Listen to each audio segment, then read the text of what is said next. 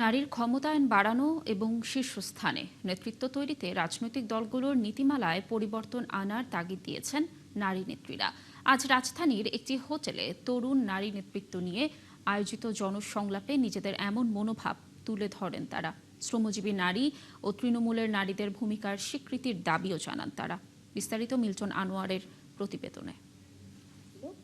সেই ডাকসু নির্বাচনে আমরা রাজনীতিতে তরুণ নারীদের নেতৃত্ব বিষয়ক এই জনসংলাপের আয়োজন করে সেন্টার ফর গভর্নেন্স স্টাডি। এতে অংশ নেন বিএনপি, জামায়াত, এনসিপি সহ বিভিন্ন রাজনৈতিক দলের নতুন প্রজন্মের নারী নেত্রীরা। তারা বলেন, রাষ্ট্রে ৫১% নারী হওয়া সত্ত্বেও রাজনীতিতে তাদের ভূমিকা সীমিত। এজন্য রাজনৈতিক দলগুলোর নীতি দায়ী বলে অভিযোগ তাদের। আমার সংসদে বিরোধী দল তার মূল রাজনৈতিক দলের নেতৃত্বের ক্ষেত্রেই নারীদের কথা ভাবতে পারে না। আবার দেখেন, এখানে একটা আমার কাছে হিপোক্রেসি মনে হয় বিষয়টা। নেতার ছেলে নেতা হবে, নেতার মেয়ে নেতা হবে, এই একটা পরিবারতন্ত্রের মধ্যেই তো আমরা আছি। ছাত্র নেতৃত্ব থেকে আমরা খুব বেশি নেতৃত্বকে কিন্তু আমরা সামনে আসতে দেখি না। আমাদের নেতৃত্ব তৈরির ক্ষেত্রে রাজনৈতিক দলগুলো কিন্তু খুব আগ্রহী না। সমাজের বিভিন্ন স্থানে নারী নেতৃত্ব কতটুকু আছে তার মধ্য দিয়ে সভ্যতার মানদণ্ড নির্ধারিত হয় উল্লেখ করে তারা বলেন, এদিক থেকে বাংলাদেশ এখনো পিছিয়ে। Women leadership is a marker of how far you have come.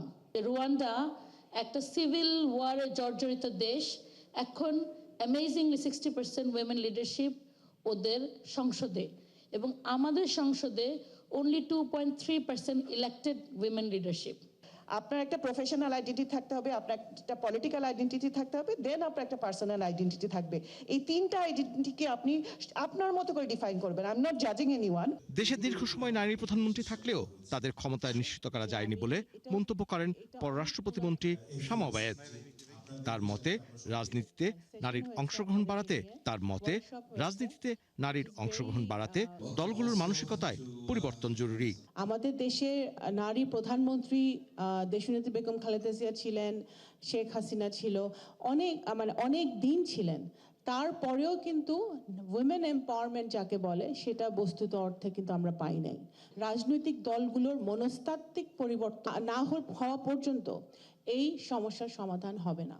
সমাজের সব ক্ষেত্রে নারীর নিরাপত্তা এবং অনলাইনে বিভিন্ন পেশার নারীদের হয়রানি ও আক্রমণ বন্ধে সরকারের কার্যকর পদক্ষেপের দাবি উঠে আসে আলোচনায়। আমাদের অর্ধেক পপুলেশন নারী। মিল্টন আনোয়ার, ৭১, ঢাকা।